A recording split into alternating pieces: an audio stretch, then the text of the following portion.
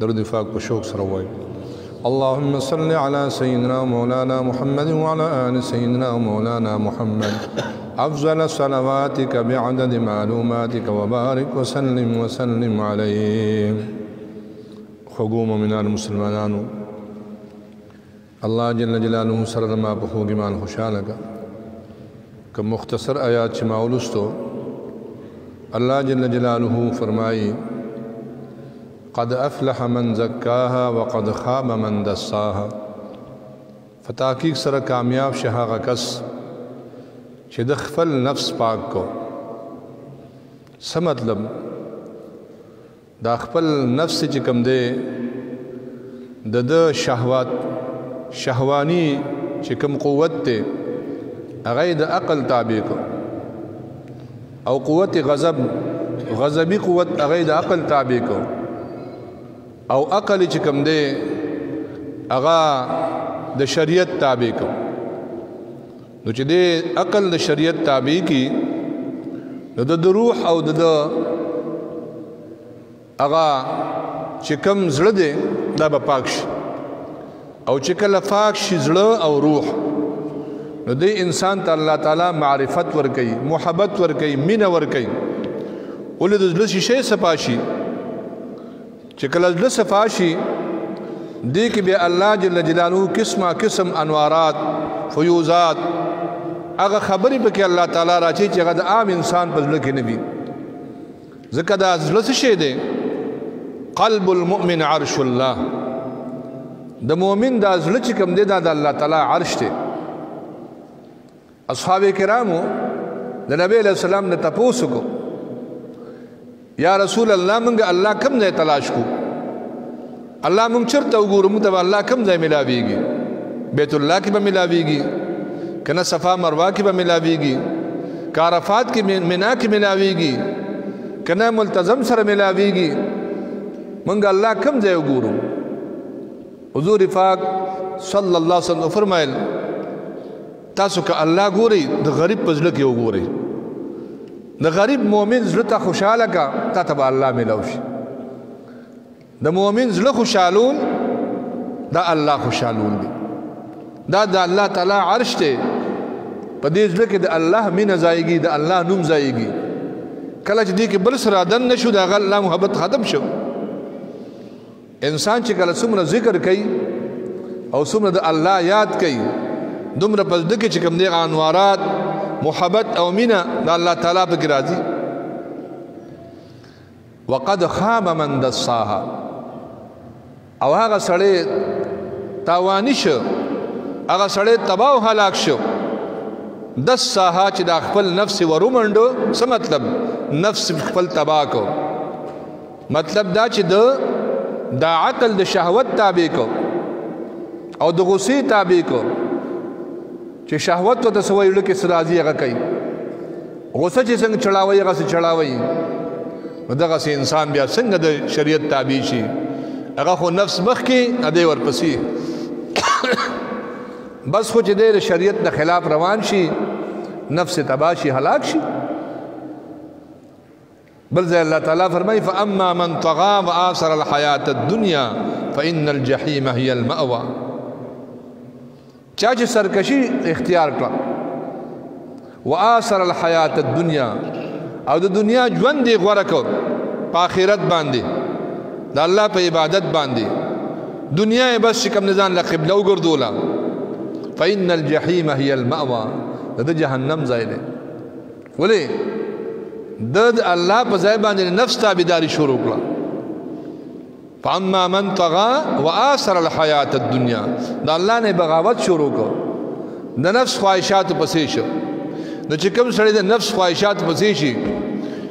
نو هغه خود د الله نه باغی شي، او د دنیا محبت چې کوم دی د دنیا هغه سيزونه پسې شي الله ته نه پاتې شي.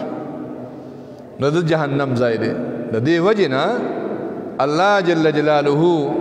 موږ ته قرآن مجید کې او احادیث کې نبی رسول الله والسلام د دنیا قبح بیان کړی دا چې را دنیا چې کوم دی چې چا دنیا غسر او دنیا چې کوم دی غوړه کړی دا حدیث خو تاسو پاره دورې د تبلیغي حضراتونه چې الله سره د دنیا قدر د ماشي د وزرم روي نه الله به کافر د ګوټو باندې ورکړي دا دنیا خو چاته آباد را دا خو الله ولا خلق ته آباد را الله ولا خلق تدرشي دنیا بیا یو سکند الله نه پریدي لا تقوم الساعه حتى لا يقال في الارض الله الله هغه پوری به قیامت نه راځي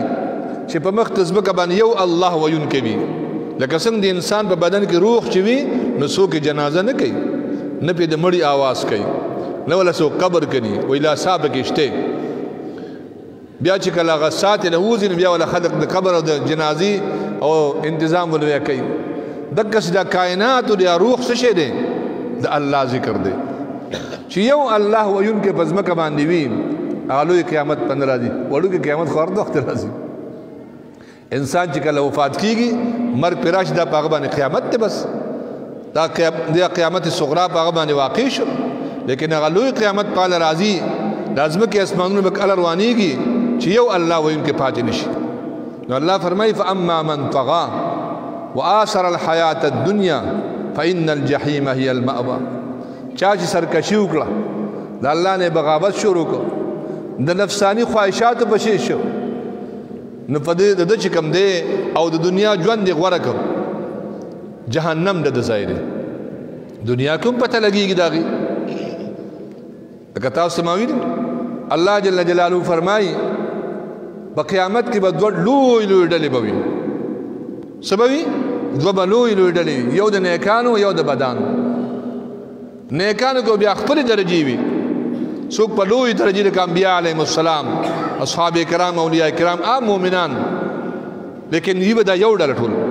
یک خپل خپل بیا کوم درجه وي او بل ډله به د کافرانو د بدبختانو غټ کافر لکه ابو جهل ورپسې راځه ورو راځه ډیر غټ فاسق فاجر د خپل خپل ډلې به لیکن غټ غټ ګروپونه بدوي الله څنګه دغه بیان کوي فمنهم شقي وسعيد بعضی به بدبخت وي بعضی به نیکبخت وي مولانا عبدالحق صاحب لیکلي دي په خپل تفسیر کې ته بیان په حواله سره و یغه دنیا کې پته لګي یو سړی خپل ځان معلومه چې زه بدبخت یم که نیکبخت یم نو د خپل ځان امتحان واخلي 15 علامې دي چې دا په چا کې دي د بدبختیا نو دې په ځان وجاړي او دیر پزان باندې ویرو کې دې الله تعالی دا ویرو جړه قبول کی الله نیک بختیارو کې شامل کی او دا 15 علامې چا کې موجود دي نیک بختیا نو دې خوشاله شي اگر کده کمزور دی ګناګار دی دې امید ساتي چې الله بدما چې کم دې بیړه پار کوي ا فرمای د بدبختیا 15 علامې غټ غټي سوري د له سخواله چې کوم انسان له سخت وي پړ کې خدا ترسي ناراضي پچا خپکیږي نه دا الله نه پړ کې ير ناراضي نو چې دا له سخت وي نو دا بدبختی علامه ده سترګې اوچي وي د سترګو نه د الله د ير نه اوخ کنه راضي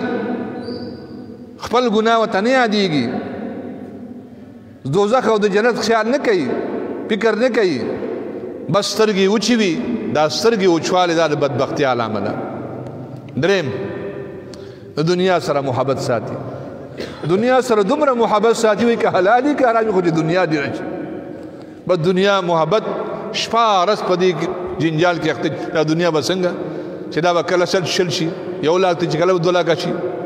نبی اسلام فرمایي انسان دومره حریص چې دوه د سرو زرو کند دي شي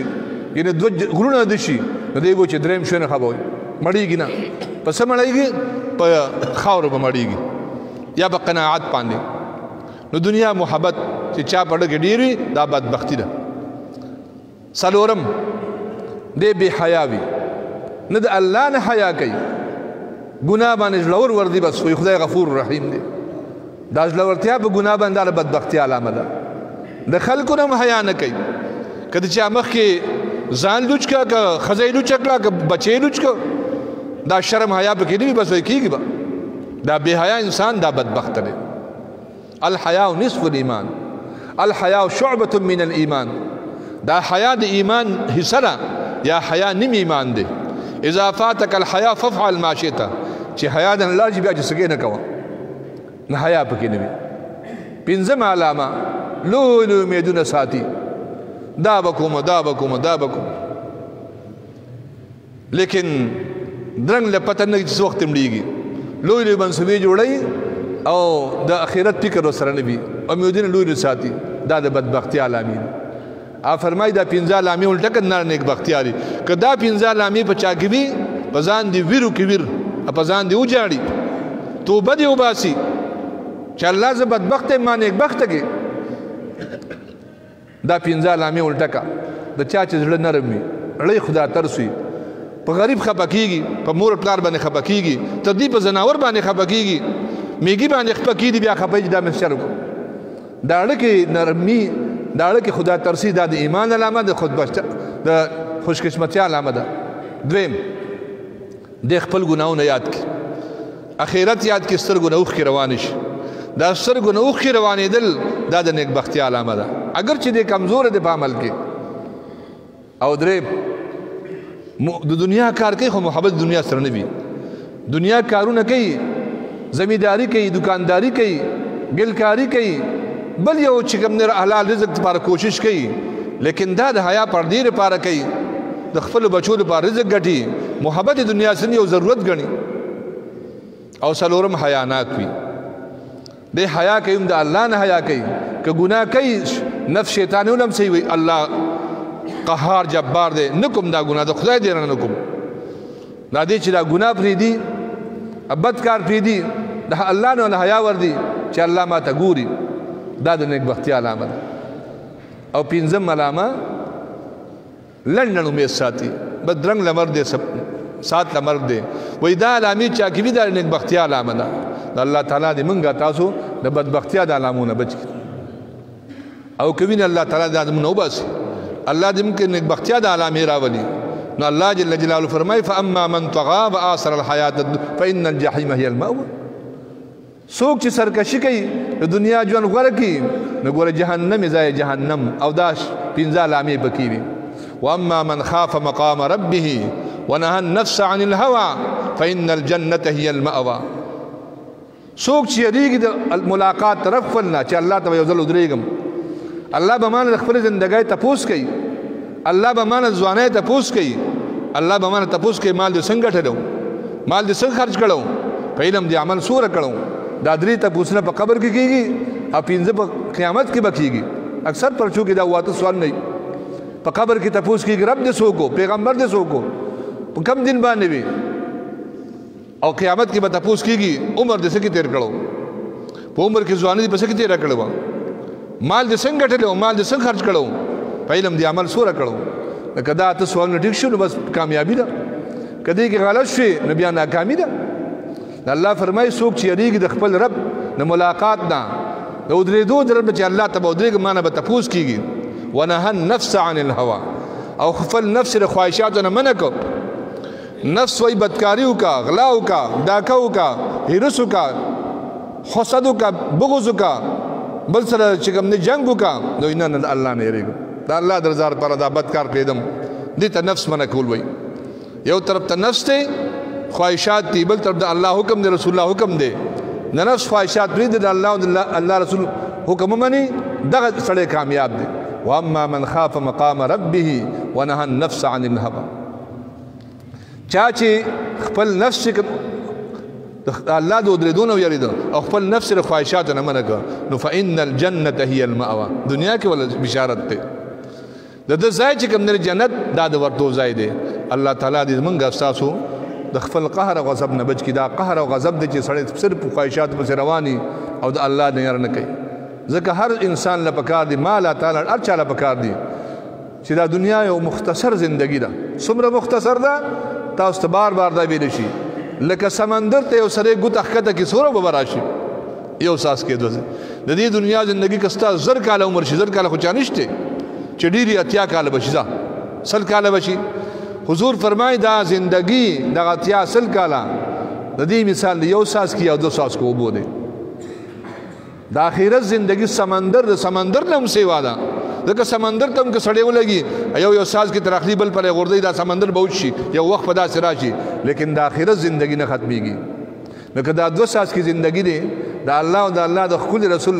مطابق تیر کړه حکم مطابق تیر کړه هغه ابد الابدی زندگی به خسته شي او کدا 2 ساس کې د خواهشاتو د نفس شیطان او په خپل طبیعت تیر کړه ابد الابدی زندگی به خراب شي صبر آسان سودارا مختصر زندگی د دنیا اس پتن نگی ناسا په مرګ دي مرګ نه په بوډاتوب دی نه په ځوانۍ دی نه په مریض دی نه په روغ دی ناسا په مرګ نه راغلی خو اکسیډنټ وکړو اټاټیک وته وشو لا پریوته اس پتن نگیږي د انسان د مرګ پتن نگی دی کله مړ کیږي او دا مرګ کله دی کله شوی دی دی لا پیدا شوی نه شپږ میاشتې بس په پیدا کیږي الله تعالی دې موږ د آخرت تیاری توفیق راکړي دنیا چې سم علی لیکل شوی دغه به خامخا ماته ملاویږي که زه ډېر کوشش کوم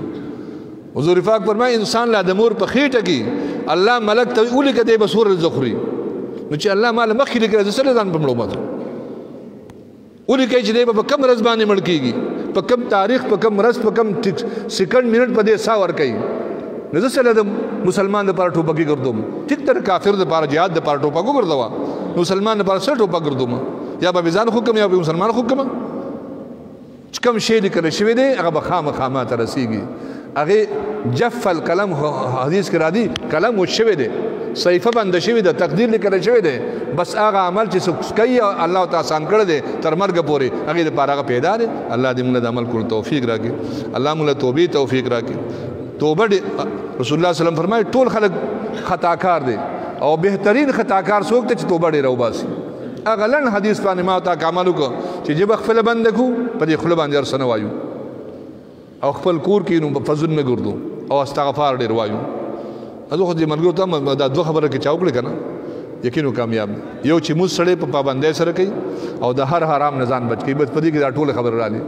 چې بنده موږ پابندۍ سره کوي او د هر حرام نه ځان بچ کوي دې زمانه کې بس د دې نه لوی بزرګي نشته په حرام کې ارسل حرام کې چې کوم خوراک پکې هم نه حرام کارونه پکې هم نه نواهی پکې ټول لاله او چې مست شروع کې لکه رڼا پیدا شي هر عمل به آسانی الله دې موږ توفیق راکړي واخر دعوانا ان الحمدلله رب العالمین سنت کو ایماندار